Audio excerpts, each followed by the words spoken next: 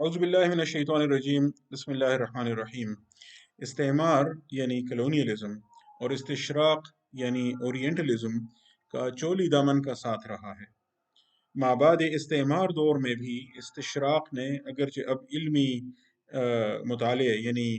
Academic study का लिबादा ओढ़ लिया है,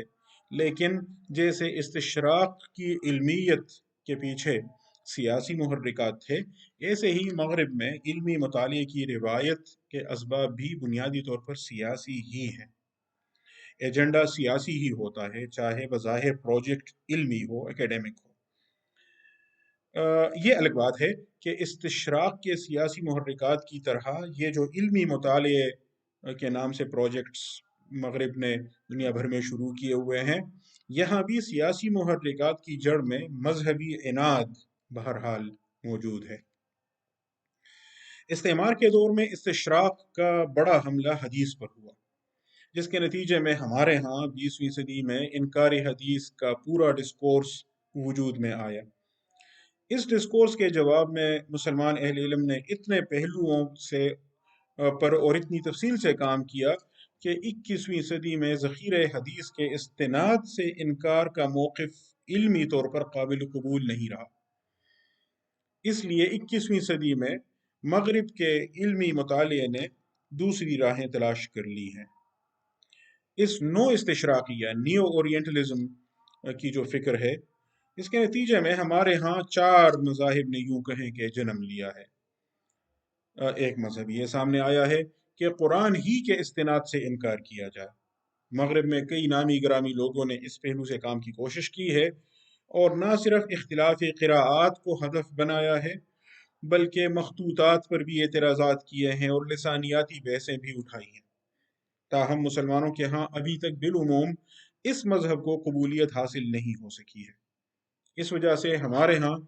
इस फ़िक्र से मुतासिर लोग जब बहस करते हैं तो ज़्यादातर इख्तिलाफ़ी क़िराअत से इनकार या उनकी तावील तक की उनकी बहस महदूद रहती है। जड़ असल में वही है, लेकिन यहाँ ज़ाहिर है उस हद तक बात नहीं जाती, कम अज़ कम अभी नहीं जा रही। कुरानी मतन के इस्तिनाद पर उम्मत का एतमाद अब भी बरकरार है और इससे इनकार अब भी हमारे यहाँ काबिल कबूल नहीं है। ये अलग बात है कि एक जानिब हमारे यहाँ इख्तिलाफ़ क़िराअत पर और उससे इनकार का जो रवैया है वो लोग पेश कर रहे हैं, और दूसरी तरफ आपने ये बहसें भी देखी होंगी, खुसूसन रमज़ान में जब इस तरह की बहस उठाई जाती है, कुरान हिफ़्ज़ करने का क्या फ़ायदा है और मुजर्रद तिलावत पर सवाब नहीं है और समझ कर पढ़ने पर सवाब है, लेकिन सिर्फ पढ़ना, तोते की तरह रटना, इस तरह के अल्फाज इस्तेमाल किए जाते हैं। और वो जो कुरान के साथ उम्मत का एक ताल्लुक़ था रूहानी किस्म का, उसको किसी तरह कमज़ोर करने की कोशिश की जा रही है। बहरहाल जब कुरानी मतन को मशकूक नहीं किया जा सका, तो कुरान और उम्मत के ताल्लुक़ पर एक और पहलू से हमला शुरू हुआ है, जिसको हर्मेन्यूटिक्स के दिलफरेब उन्वान से ताबीर किया जाता है। इस ज़ाविये नज़र के नतीजे में मतन की अहमियत कम हो जाती है, मतन पढ़ने वाले की अहमियत बढ़ जाती है।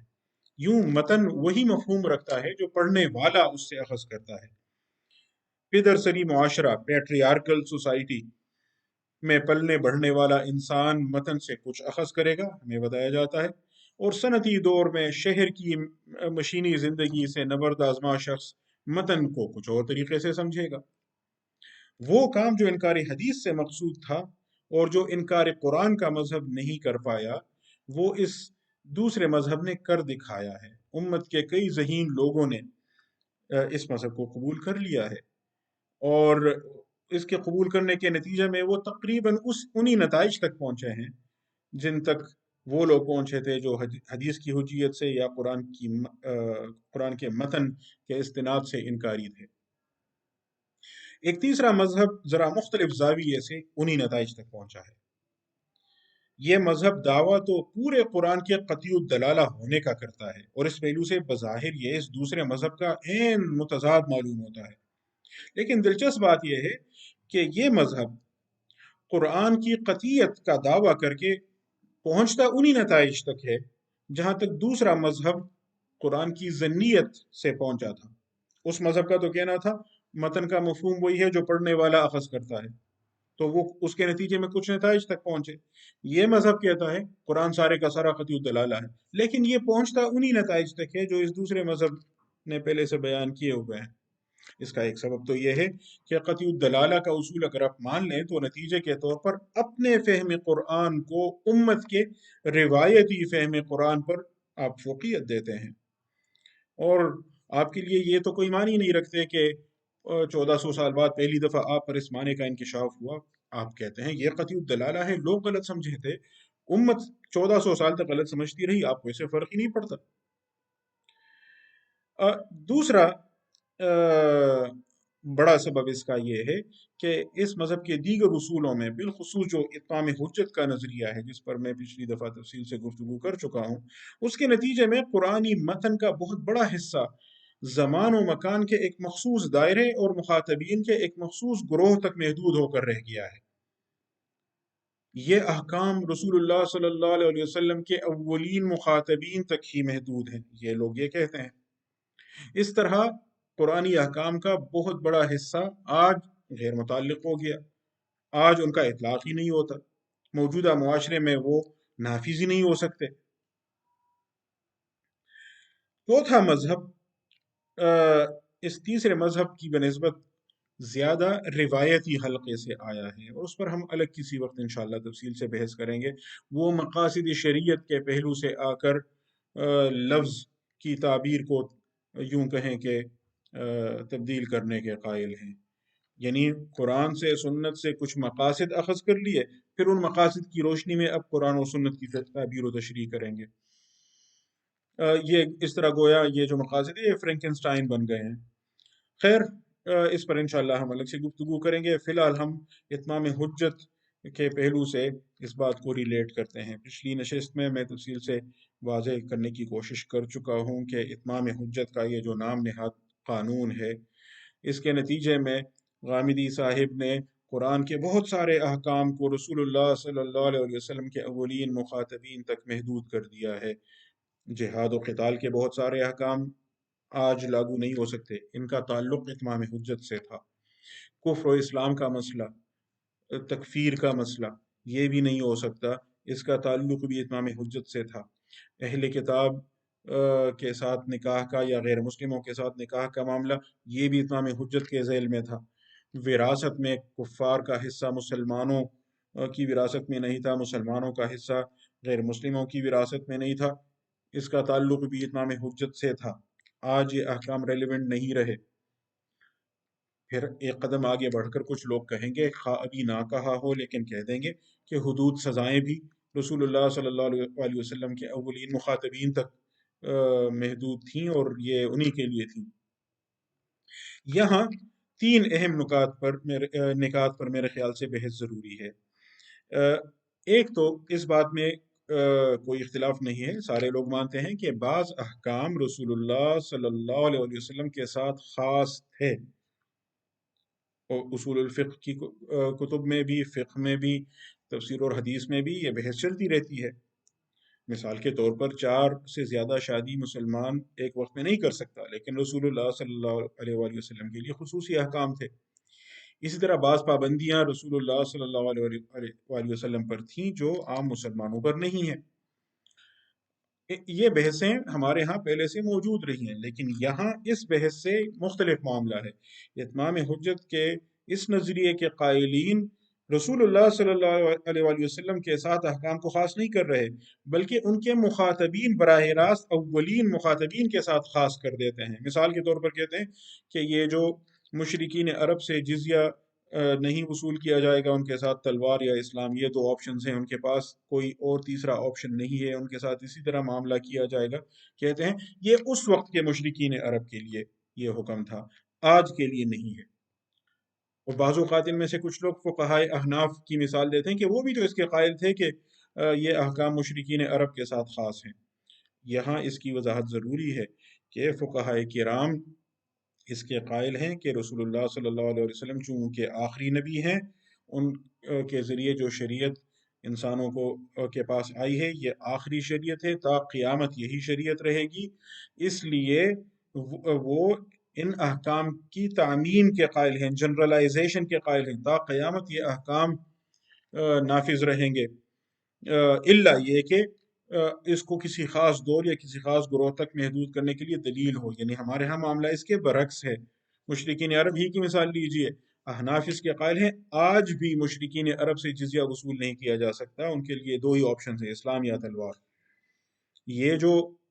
غامدی صاحب کہتے ہیں کہ مشرکین عرب میں ان کے لیے یہ حکم تھا جو رسول اللہ صلی اللہ علیہ وآلہ وسلم کے اولین مخاطبین تھے اور براہ راست مخاطبین تھے، احناف اس کے نہیں قائل۔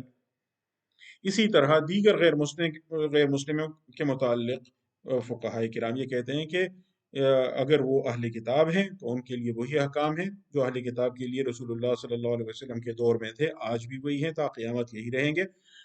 اچھا، کچھ وہ غیر مسلم ہوں گے جو اہل کتاب نہیں ہیں، تو کیا ان کو شبہ اہل کتاب کہا جا سکتا ہے؟ شبہ اہل کتاب اس مفہوم میں کہ جیسے مجوس کے بارے میں رسول اللہ صلی اللہ علیہ وسلم کا فیصلہ تھا، پھر صحابہ کرام کا طرز عمل تھا، وہ مسلسل متوارث عمل مسلمانوں میں چلا آ رہا ہے بطور سنت۔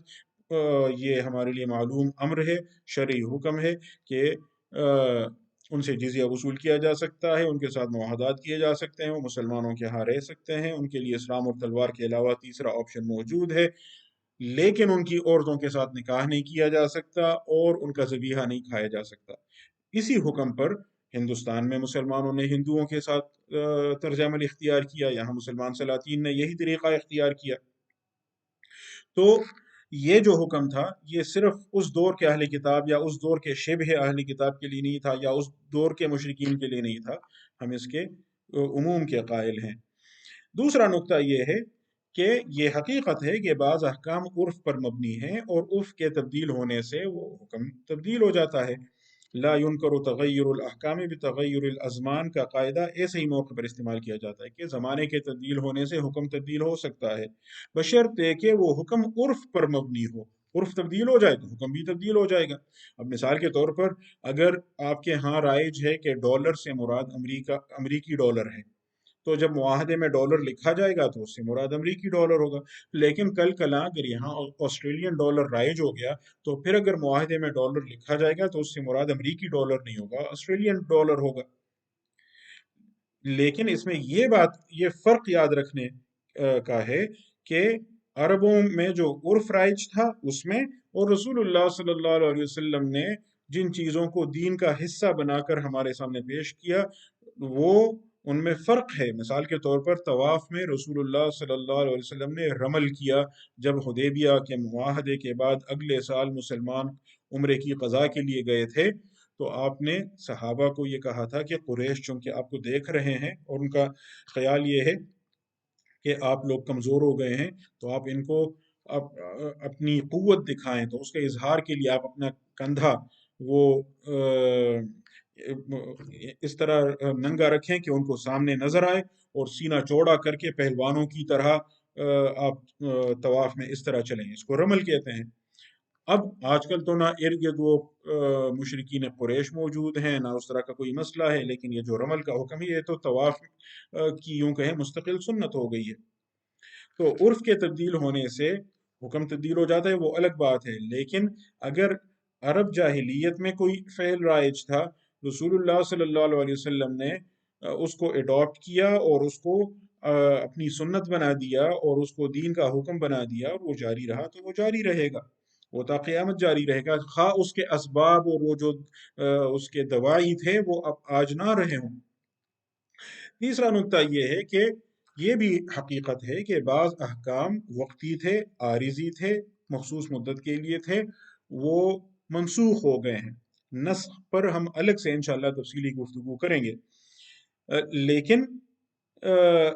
منسوخ ہونے والے جو احکام ہیں اور جو ان کے ناسخ احکام ہیں یہ بحث الگ ہے۔ یہاں تو آپ قرآن کے ان احکام کو جن کو آپ منسوخ ماننے سے انکار کرتے ہیں لیکن عملاً ان کو آپ نے منسوخ کر دیا ہے، یوں کہ آپ نے کہا کہ یہ تو صرف اس دور سے متعلق تھے، یہ تو آج لاگو ہی نہیں ہوتے، تو بظاہر نسخ کا انکار کر کے یا بظاہر یہ کہہ کر کے ہم تو چند احکام کے نسخ کے قائل ہیں،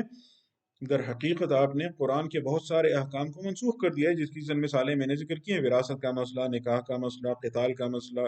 مرتد کی سزا کا مسئلہ وغیرہ۔ عملاً تو آپ نے ان کو منسوخ کر دیا ہے۔ تو آخر میں قاعدے کے طور پر یہ بات نوٹ کیجئے، فقہائے کرام کے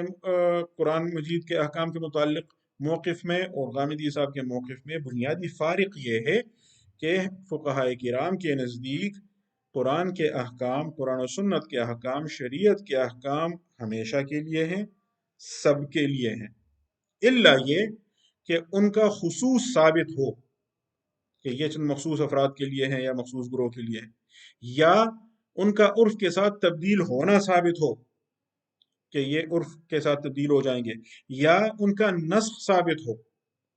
تو ہمارے نزدیک قاعدہ کیا ہے کہ یہ ہمیشہ کے لیے ہیں اور یہ سب کے لیے ہیں، اور جو نسخ کا قائل ہو یا اس کے مخصوص ہونے کا قائل ہو یا یہ اس کا قائل ہو کہ یہ عرف پر مبنی تھے، عرف تبدیل ہوگا، اب یہ حکم نہیں ہوگا، باری ثبوت اس پر ہے۔